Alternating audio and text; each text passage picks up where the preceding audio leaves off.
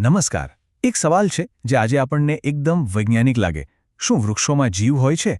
પણ કદાચ એ જાણીને નવાઈ લાગશે કે આ પ્રશ્ન હજારો વર્ષો પહેલા એક ઊંડી દાર્શનિક ચર્ચાનો વિષય હતો. તો ચાલો આજે આપણે એ પ્રાચીન દલીલની દુનિયામાં જઈએ અને જોઈએ કે ત્યારે શું તર્ક રજૂ કરવામાં આવ્યો હતો. આજના આ વિશ્લેષણમાં આપણે સૌથી પહેલાં એક પ્રાચીન સંવાદ વિશે જાણીશું. એમાંથી જે મૂળભૂત પ્રશ્ન ઊભો થયો એને સમજીશું. પછી ઇન્દ્રિયો પર આધારિત કેટલાક રસપ્રદ પુરાવાઓની વાત કરીશું અને આ બધું આપણને લઈ જશે એક અંતિમ ચુકાદા તરફ. અને છેલ્લે એક વૃક્ષ અને એક પુત્ર વચ્ચેના અદ્ભુત સંબંધ પર નજર નાખીશું. તો આપણી આ સફર કોઈ આધુનિક પ્રયોગશાળાથી નહીં પણ એક પ્રાચીન ગ્રંથના પાનાઓમાંથી શરૂ થાય છે. આ આખો વિચાર મહાન ગ્રંથ મહાભારતના શાંતિ પર્વમાંથી લેવામાં આવ્યો છે, જે પોતે જ જ્ઞાનનું એક મોટો ભંડાર ગણાય છે. અને આ કોઈ સાધારણ વાર્તા નથી, પણ જ્ઞાન અને તર્કથી ભરેલો એક અદ્ભુત સંવાદ છે. આ ચર્ચાના કેન્દ્રમાં બે મહાન ઋષિઓ છે. એક તરફ છે ઋષિ ભારદ્વાજ, જેમના મનમાં જિજ્ઞાસા છે, સત્ય જાણવાની તલબ છે, અને બીજી તરફ છે મહર્ષિ ભૃગુ, જે જ્ઞાનના સાગર છે અને ભારદ્વાજના પ્રશ્નોના ઉત્તર આપી રહ્યા છે. તો ચાલો હવે એ મૂળભૂત પ્રશ્ન પર આવીએ જે આ આખા સંવાદના કેન્દ્રમાં છે. ઋષિ ભારદ્વાજ એક બહુ જ સરળ પણ એટલો જ ગહન સવાલ પૂછે છે. એ પૂછે છે કે શું વૃક્ષોમાં જીવ હોય છે? આપણી આસપાસ જે વૃક્ષો છે, શું એ માત્ર નિર્જીવ વસ્તુઓ છે કે પછી એમનામાં પણ જીવન ધબકે છે? અને ઋષિ ભૃગુનો જવાબ એકદમ સ્પષ્ટ અને મક્કમ. એ ફક્ત એક જ શબ્દ કહે છે, હા. પણ આ એક હા પાછળ જે તર્ક અને અવલોકનોની આખી શૃંખલા છુપાયેલી છે, એ ખરેખર અદ્ભુત છે. ચાલો એને જરા વિસ્તારથી સમજીએ. અને અહીંથી જ આખી વાત ખૂબ જ રસપ્રદ બને છે. જુઓ, ઋષિ ભૃગુ પોતાની દલીલ માટે કોઈ જટિલ ઉપકરણોનો ઉપયોગ નથી કરતા. એમનો આધાર છે માત્ર અને માત્ર શુદ્ધ અવલોકન, એવી વસ્તુઓ જે આપણે આપણી પોતાની ઇન્દ્રિયોથી અનુભવી શકીએ છીએ. ચાલો આ અનોખા પુરાવાઓને એક પછી એક જોઈએ. ક્યારે વિચાર્યું છે કે એક વેલને આંખો તો નથી, છતાં એ હંમેશા કોઈક આધાર શોધીને એની ઉપર જ કેવી રીતે ચઢે છે?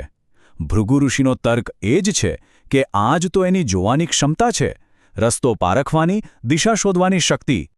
શું વૃક્ષો સુગંધ અને દુર્ગંધ પારખી શકે?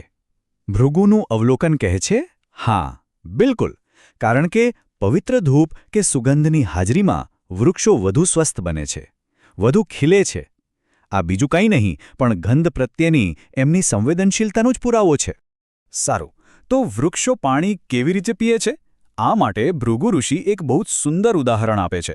જેમ કોઈ વ્યક્તિ કમળના દાંડાની નળી બનાવીને પાણી ઉપર ખેંચે છે, બસ એ જ રીતે વૃક્ષો પણ પોતાના મૂળ દ્વારા જમીનમાંથી પાણી શોષે છે. આ માત્ર પાણી પીવાની ક્રિયા નથી, પણ સ્વાદને પારખવાની શક્તિનો પણ સંકેત છે. અને છેલ્લો પણ કદાચ સૌથી શક્તિશાળી પુરાવો, સ્પર્શની અનુભૂતિ. જ્યારે આપણે વૃક્ષની ડાળી કાપીએ છીએ ત્યારે શું થાય છે? એ ત્યાં જ અટકી નથી જતું, એ ઘાને રૂંઝવે છે અને ત્યાંથી ફરી નવી કૂપળો ફૂટે છે. આ ઈજાને અનુભવીને પોતાની જાતને સાજી કરવાની ક્ષમતા જીવંત હોવાનો આનાથી મોટો સંકેત બીજો કયો હોઈ શકે? તો આ બધા જ તર્કો અને અવલોકનોના આધારે ઋષિ ભૃગુ હવે પોતાના અંતિમ અને નિર્ણાયક નિષ્કર્ષ પર પહોંચે છે. એ એકદમ સ્પષ્ટ શબ્દોમાં કહે છે, જીવન પશ્યામિ વૃક્ષાણામ ચૈતન્યમ ન વિદ્યતે. જેનો અર્થ છે, હું વૃક્ષોમાં જીવન જોઉં છું, તેમનામાં ચેતનાનો અભાવ નથી. એમના મતે વૃક્ષો માત્ર જીવંત જ નથી, પણ ચેતનશીલ પણ છે. અને એકવાર આપણે આ સત્ય સ્વીકારી લઈએ તો પછી કેટલાક નૈતિક સિદ્ધાંતો આપોઆપ આપણી સામે આવે છે. પહેલું, જો વૃક્ષો સુખ દુઃખ અનુભવી શકે છે તો આપણો ધર્મ છે કે આપણે એમને કારણ વગર નુકસાન ન પહોંચાડીએ. બીજું, એટલું જ નહીં પણ આપણે આળસ કર્યા વિના સક્રિયપણે એમના સંવર્ધન માટે પ્રયત્નો કરવા જોઈએ. પણ આ ચર્ચા માત્ર વિજ્ઞાન કે જીવવિજ્ઞાન પૂરતી સીમિત નથી. એને સામાજિક અને નૈતિક મૂલ્યો સાથે જોડવા માટે એક અત્યંત સુંદર ઉપમાનો ઉપયોગ થયો છે. કહેવાયું છે કે વિના વૃક્ષમ ગૃહમ શૂન્યમ પુત્રહીનમ કુળમ તથા. આનો અર્થ કેટલો ઊંડો છે. મતલબ કે જે રીતે કુટુંબ પુત્ર વગર અધૂરું ગણાય છે, એવી જ રીતે ઘર વૃક્ષ વગર સૂણું, ખાલીખમ લાગે છે. વૃક્ષ જ તો ઘરને જીવંત બનાવે છે, એને પૂર્ણતા બક્ષે છે. અને આ વિચારને હજી આગળ લઈ જતી એક બીજી સુંદર ઉપમા છે. જેમ એક સુપુત્ર પોતાના સારા કર્મોથી આખા કુળનું નામ રોશન કરે છે, બસ એ જ રીતે એક જ સુગંધિત ફૂલોવાળું વૃક્ષ આખા વનને પોતાની મહેકથી ભરી દે છે. આ પ્રાચીન જ્ઞાન આજે પણ આપણને એક બહુ મહત્વનો સવાલ પૂછવા માટે પ્રેરે છે કે જો આપણે વૃક્ષોને માત્ર લાકડા, ફળ કે છાંયડાના સ્ત્રોત તરીકે ન જોઈએ, પણ એમને આપણી જેમ જ જીવંત, સંવેદનશીલ સભ્ય તરીકે જોઈએ, તો પર્યાવરણ અને આપણી દુનિયા પ્રત્યેનો આપણો દૃષ્ટિકોણ કેટલો બદલાઈ શકે? આ એક વિચારવા જેવો પ્રશ્ન છે, ખરું ને?